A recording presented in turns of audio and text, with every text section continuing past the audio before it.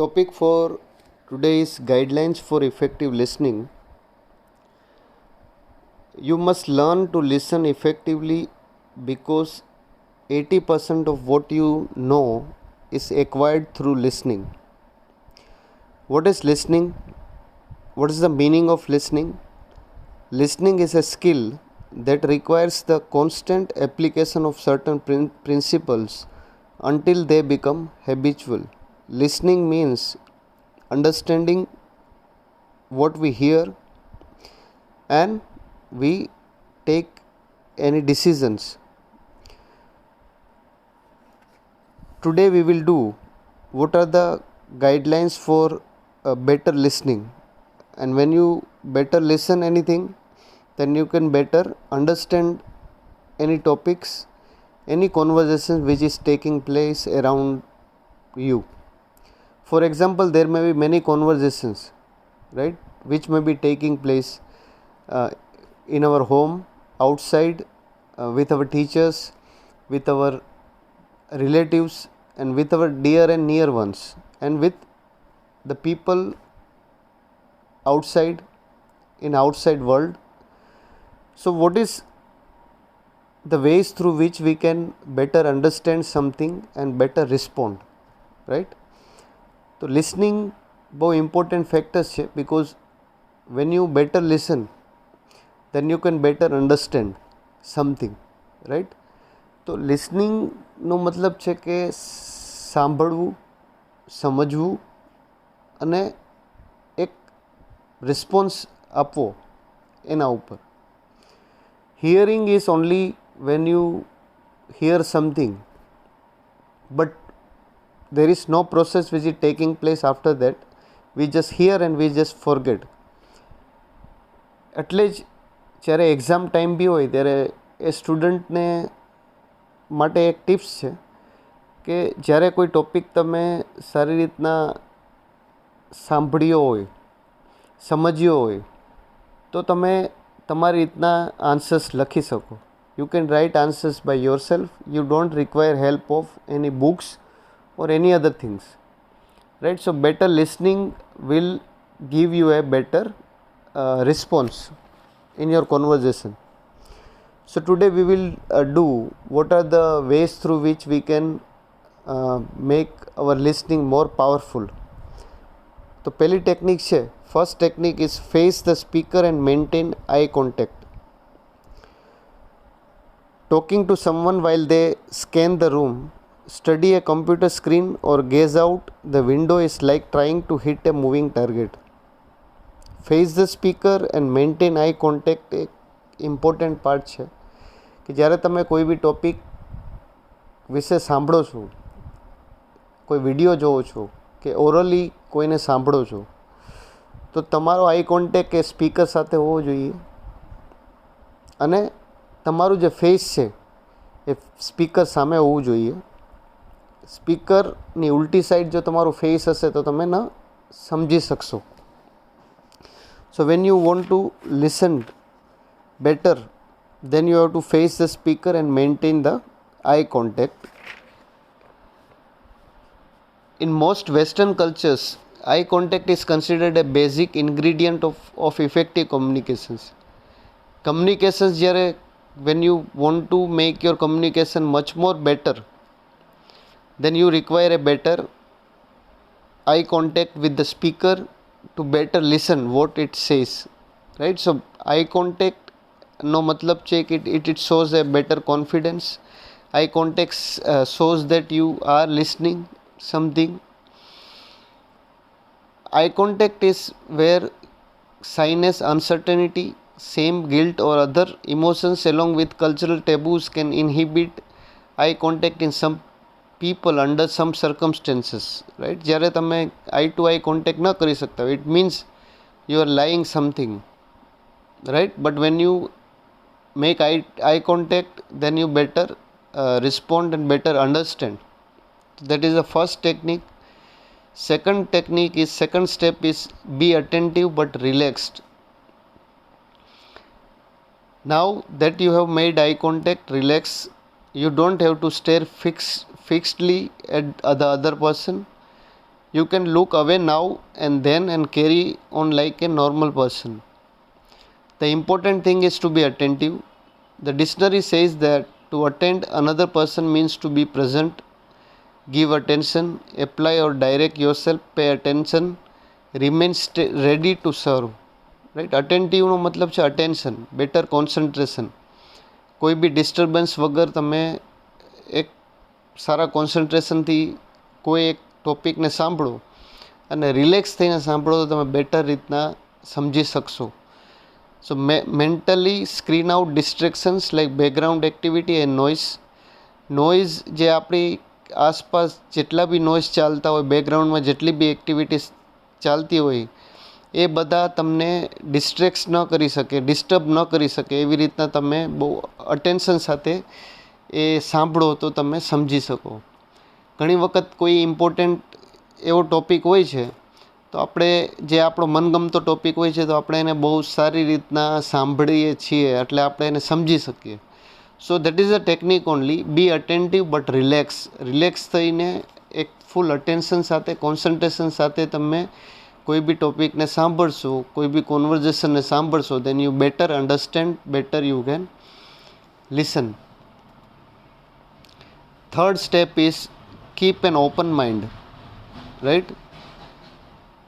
So keeping an open mind means optimistic, listen without judging the other person or mentally criticizing the things she tells you, right? ઘણી વખત એવું થતું હોય કે આપણે specific કોઈ પર્સન્સને સાંભળવા ન માગતા હોય, whether that persons may be telling right or wrong, આપણે એને ક્રિટિસાઇઝ કરીએ કોઈ બી રીઝનના કારણે, આપણે એને ક્રિટિસાઇઝ કરીએ, એના વર્ડ્સને ક્રિટિસાઇઝ કરીએ, એને આખું બોલ્યા પહેલાં જ એને જજ કરી લઈએ. ઘણી વખત એવું થતું હોય કે આપણે અધૂરી વાતને પૂરી સમજી લઈએ છીએ અને આપણે કોઈ એવું ડિસિઝન લઈ લઈએ છીએ જે લેવાનું ન હોય. તો લિસનિંગ બહુ ઇમ્પોર્ટન્ટ છે. First you have to listen vote the other person says, then you have two respond it. તમે સાંભળ્યા વગર કોઈ બી સ્ટેપ્સ તમે લ્યો છો then it will not give you a better result. So listen without jumping to conclusion કે એને સમજ્યા પહેલાં, રાઈટ, પહેલાં સાંભળી લેવું જોઈએ. Remember that the speaker is using language to represent the thoughts and feeling inside her brain, right? You don't know what those thoughts and feelings are, and the only way you will find out is by listening. તમે સાંભળશો તો જ તમને ખબર પડશે કે સામેવાળો શું વિચારી રહ્યો છે ને શું ફીલ કરી રહ્યો છે ને શું કહે છે, right? So don't be sentence grabber. Occasionally my partner can't slow his mental pace enough to listen effectively, so he tries to speed up mine by interrupting and finishing my sentences, right? કોઈ આપણે સાંભળવા ન માગતું હોય, right, જલ્દી એ સ્પીડમાં આપણે સમજવા માગતું હોય, then many a times we want to say our thoughts, આપણા થોટ્સ કે આપણી ફિલિંગ્સ કોઈની સામે આપણે શેર નથી કરી શકતા કારણ કે આપણે કોઈ સાંભળતું નથી અને આપણે જ્યાં સાંભળે છે then we use to say feelings, thoughts to that person, right? So many a time it happens. So better when you want to listen, you want to better make your listening skills, improve your listening skills, then keep an open mind. જ્યાં સુધી તમારું mind open નહીં થાય, broad માઇન્ડનેસ નહીં આવે, then you cannot better understand. Step number 4 is listen to words and try to picture what the speaker is saying, right? The 4 steps છે કે listen to the words, right? Listen to the words and try to picture what the speaker is saying. So allow your mind to create a mental model of information being communicated, whether a literal picture or an arrangement of abstract concepts. Your brain will do necessary work if you stay focused with senses fully alert. જેટલા બી આપણા senses છે, eyes છે, right, then ear, they all should be open and you have to listen it with full concentration and be relaxed, be an open mind and don't try to picture incomplete picture of what the other says. હંમેશા તમે પૂરી વાતને સાંભળીને જ કોઈ conclusion ઉપર તમારે જવાનું થતું હોય છે કે જવું જોઈએ, right. So listen to the words very clearly and try to picture vote the speaker is saying. Step number 5 છે, don't interrupt and don't impose your solutions, right. જ્યારે કોઈ વ્યક્તિ બોલી રહ્યો હોય છે ત્યારે તેને અધવચ્ચેથી તમે એને રોકો નહીં અને એને પૂરું બોલવા દો. તે શું બોલવા માગે છે, શું કહેવા માગે છે, અને આપણે એને સમજીએ, right. So when you interrupt in between and don't impose your solutions. હંમેશા આપણી એક આદત હોય છે કે આપણે સાંભળ્યા વગર જ આપણે કોઈ કન્ક્લુઝન આપી દઈએ છીએ. ઘણી વખત સ્ટુડન્ટને બી થતું હોય છે કે ઘરમાં કાંઈ કહે છે પણ પેરેન્ટ્સ કેટલીક વખત ઇનકમ્પ્લીટ કોન્વર્ઝેશન સાંભળીને પોતાના રીતના જે મિનિંગ બનાવતા હોય છે. કે આપણી સાથે બી થતું હોય છે કે આપણે જે અડધું સાંભળીને એના ઉપરથી કન્ક્લુઝન દઈએ then it does not makes a better understanding. So you don't have to interrupt in between. ઇન્ટરપ્શનનો મતલબ છે કે when other person is speaking you have to let him or her speak in full, right. Let her complete the sentences, then you have to make any kinds of solution. So that is the 5th step, don't interrupt in between. 6th step is wait for the speaker to pause to ask clarifying questions, right. So when you don't understand something, of course you should ask the speaker to explain it to you. તો હંમેશા કોઈ બી topic ઉપર lectures હોય છે, suppose કોઈ professor lecture દેતો હોય છે તો સ્ટુડન્ટને ન સમજાય તો એને એ સ્ટુડન્ટને એ ક્વેશ્ચન લખી અને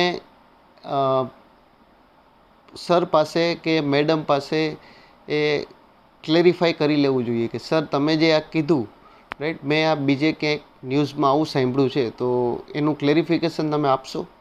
whether the things that you have said it's having any kinds of originality or not, authentications or not, તમે જે કહી રહ્યા છો that is right or wrong, right. So you have to clarify, right. If you have any kinds of doubts you can clarify it. Step number 7 is ask questions only to ensure understanding, right. એટલે એવા જ question પૂછવા જોઈએ જે ટોપિકના related હોય છે અને જે ટોપિક ચાલે છે એના રિલેટેડ જ ક્વેશ્ચન્સ પૂછવા જોઈએ. એક્ઝામ્પલ કે કોઈ ટોપિક ચાલે છે કે ગ્લોબલાઇઝેશન ઉપર કે કોરોના પેન્ડામિક ઉપર કોઈ લેક્ચર્સ ચાલી રહ્યો છે તો એમાં જે ક્વેશ્ચન્સ જે પૂછવાના થશે એ કોરોના રિલેટેડ જ પૂછવાના થશે, બીજા કોઈ ક્વેશ્ચન્સ પૂછવાના નહીં થાય, right.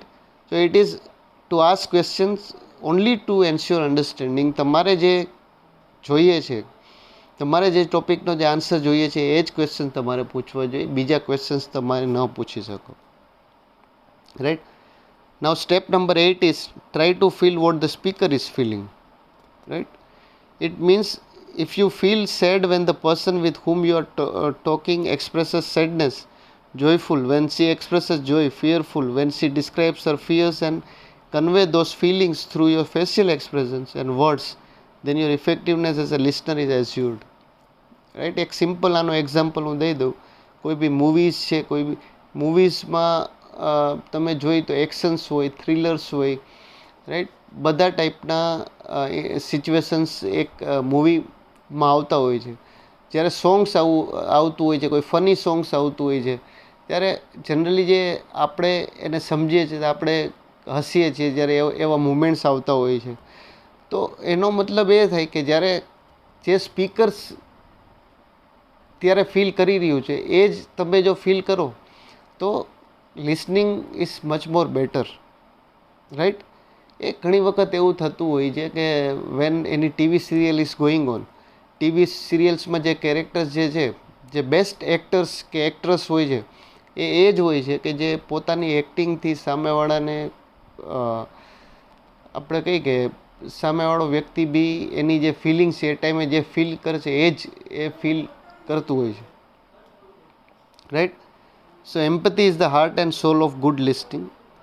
To experience empathy, you have to put yourself in the other person place, right. કોઈની સિચ્યુએશન તમારે સમજવી જોઈએ તો એની સિચ્યુએશન્સમાં તમારે જવું પડે કે એની સિચ્યુએશનને ફીલ કરવું પડે. then only you can better takes any decision, right. Now steps number 9 is give the speaker regular feedback. Right, જ્યારે કોઈ ટોપિક ચાલુ હોય છે ત્યારે એ સ્પીકરને તમે ફીડબેકનો મતલબ એ છે કે એ સપોઝ કોઈ વસ્તુ ખોટું બોલી રહ્યો છે તો એ તમે ક્લેરિફાઈ કરી શકો. રાઈટ, કેવું બોલી રહ્યો છે, સાચું બોલી રહ્યો છે કે એના એક્સપ્રેશન્સ કેવા છે, એને ફીડબેક્સ તમે આપી શકો છો. એક સિમ્પલ છે કે તમારે પ્રેઝન્ટેશન તમારું સારું કરવું હોય સ્ટુડન્ટ એસે, then you have to regularly give presentation in front of mirrors and in front of your friends. તમને બેટર જજ કરી શકે. ઘણી વખત એવું થતું હોય કે આપણે જે બોલીએ છીએ એ એકદમ સાચું બોલી રહ્યા છીએ, એમાં કોઈ મિસ્ટેક નથી, પણ એવું નથી હોતું. આપણી મિસ્ટેક આપને નથી દેખાતી, but when we give it in front of our friends, then our friend can tell us, they realize and they will tell our mistakes. તો તમારી મિસ્ટેક્સને કરેક્ટ કરવી હોય તમારે તો તમે આ સ્ટેપ્સ કરી શકો કે ગીવ સ્પીકર રેગ્યુલર ફીડબેક તમે આપો કે ફીડબેક લ્યો. Last step is step number 10, pay attention to what isn't said, to non verbal cues. Right? If you exclude email, the majority of direct communication is probably non-verbal. We glean a great deal of information about each other without saying a word. So, pay attention નો મતલબ છે કે concentration, right? Better attention. Even over the telephone, you can learn almost as much about a person from the tone and cadence of her voice than from anything she says. When I talk to my best friend, it doesn't matter what we chat about if I hear a lilt and laughter in her voice. So last step is to pay attention to what isn't said, to non-verbal cues. Right? ઘણી વખત આપણે facial એક્સપ્રેશનથી બી આપણે કેટલીક વસ્તુ સમજી જતા હોય છે. Right, so this are the step through which, guidelines through which you can improve your listening skills. Guidelines કયો કે ટિપ્સ કયો કે મેથડ્સ કયો કે ઇફેક્ટિવ લિસનિંગ કયો, એ બધું સેમ છે. રાઈટ, નાવ લિસનિંગમાં જ એક ટોપિક છે બેરિયર્સ ટુ લિસનિંગ. બેરિયર્સનો મતલબ એ છે કે ડિસ્ટર્બન્સ કે રોડ બ્લોક્સ. આપણે જ્યારે કોઈ ટોપિક ચાલતો હોય છે, આપણે સમજવાની કોશિશ કે બેટર કોન્સન્ટ્રેશન કરવાની કોશિશ કરીએ છીએ, પણ આપણી વચ્ચે કેવું એવું ડિસ્ટર્બન્સ આવી જાય છે કે આપણે પૂરું સાંભળી નથી શકતા. રાઈટ, તો બેરિયર્સ છે લિસનિંગના. દેર આર મેની બેરિયર્સ કે બેકગ્રાઉન્ડમાં કોઈ સાઉન્ડ્સ ચાલતો હોય તો આપણે સરખું સાંભળી ન શકીએ. એવી જ રીતના ડિફરન્ટ સ્ટેપ છે. ફર્સ્ટ બેરિયર્સ છે સિલેક્ટિવ લિસનિંગ. સિલેક્ટિવ એટલે કે આ હેબિટ હોય છે કોઈ બી પર્સનની કે એને જે સાંભળવું છે એ જ એ સાંભળશે. રાઈટ, આપણે કોઈ ગમે તેટલું લેક્ચર આપે પણ આપણે જે સાંભળવું છે એ જ આપણે સાંભળશું. રાઈટ, તો સ્ટુડન્ટમાં બી એવું થતું હોય કે 1 કલાકના લેક્ચરમાં સ્ટુડન્ટને એવું નથી કે બધું એને સમજાઈ ગયું. રાઈટ, એ પોતાની રીતના સમજશે અને એને જે સમજવું છે એ જ સમજશે. રાઈટ, તો એ બી એક ટાઈપનું બેરિયર છે કે તમે ખાલી તમારી રીતના જેને સમજવા માગો છો કે that is not right. We all listen selectively at some time or other. It is necessary skill in order to survive in often very noisy environments. However, our selectivity can sometimes be based on two things. આપણી selectivity કેના ઉપર dependent છે કે આપણા મનમાં પહેલેથી એવા વિચારો આપણે નાનેથી બધા આવી ગયા છે, જેને આપણે ગમે તે કહીએ, સંસ્કાર બી કહીએ, કે આપણે નાનેથી જે હેબિટ થઈ ગઈ હોય એ હેબિટ આપણી ઘણી વખત લાઈફ ટાઈમ રહેતી હોય છે. Right, our preconceptions about the importance of what is being said. Right, second one is talking speed versus speed of thought. There is considerable difference between the speed at which people talk and the speed at which they think. So talking speed and the speed of thought, there is a lot difference between. Right, so due to this difference we sometimes don't understand it. The average person speaks at about 125 words per minute, whereas thinking speed is in the region of 500 words. આપણે thinking speed આપણી ઝાઝી હોય છે, right, પણ આપણી talking speed ઓછી હોય છે. તો ઘણી વખત આપણે જે વિચારતા હોય છે બહુ સ્પીડમાં અને જે બોલતા હોય છે બહુ એની સ્પીડ એટલી નથી હોતી, right. So that is also the barriers. Third barriers is lack of interest. This could be due to lack of interest. ઘણી વખત સ્ટુડન્ટને બી આપણે જોતા હોય તો એ ટોપિક ઉપર એને ઇન્ટરેસ્ટ નથી હોતું. આપણા બી ટોપિક અમુક ફેવરેટ ટોપિક હોય છે, આપણા બી અમુક ટોપિક આપણને ગમતા નથી હોતા, જેના ઉપર આપણે વધારે ધ્યાન નથી આપતા. જો આપણો મનગમતો ટોપિક હોય છે તો આપણે સાંભળ્યા રાખીએ છીએ અને બેટર આપણે એને સમજી શકીએ છીએ, રાઈટ. તો લેક ઓફ ઇન્ટરેસ્ટ બી એક બેરિયર છે.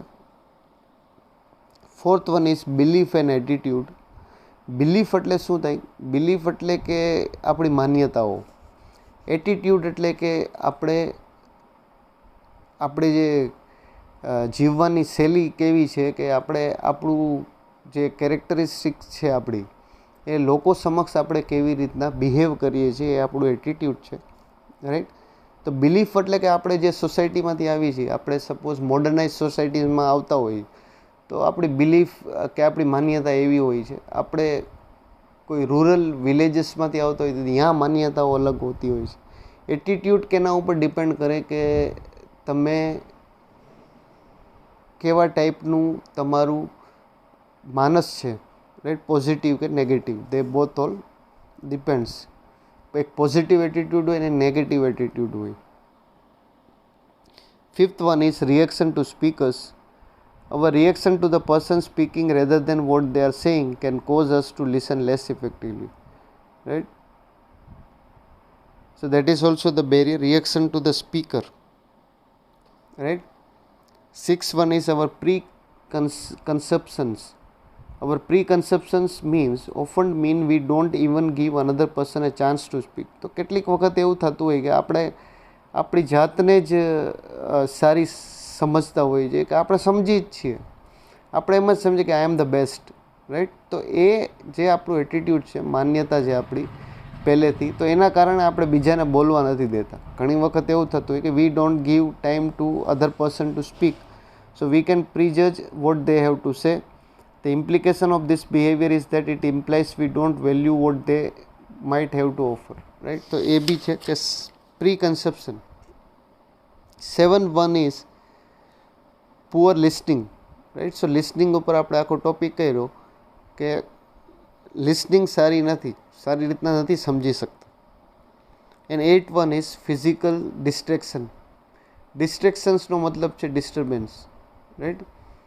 This can come in a number of different ranges from the background noises that are going on. Noises જે આજુબાજુ જે બેકગ્રાઉન્ડમાં થતી હોય એનાથી આપણે ડિસ્ટર્બ થતા હોય તો ન સમજી શકીએ.